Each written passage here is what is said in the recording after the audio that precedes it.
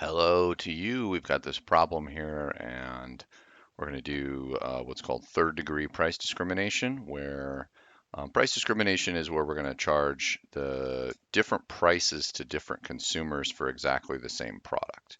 So we've got Mega Media Cable TV, so just a cable company. They bought the rights for $100,000 a year for some sports channel. Marginal cost is zero. Um, Mega Media needs to know what price to charge to maximize their profit. They hire an economist. The economist says there are two types of subscribers willing to pay for this. So we've got 3,000. So we'll do quantity and then price. So for 3,000 customers, their max willingness to pay is 150. Okay. For the next 20,000 consumers, then they're willing to pay 25. Okay.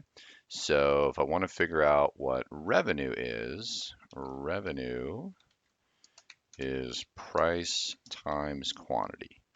So it says if I can price discriminate, what they really mean is perfectly price discriminate. I'm going to charge exactly what they're willing to pay. So the 3,000 customers, I'm going to charge them $150. So you just multiply 3,000 times 150 and it's $450,000 for revenue.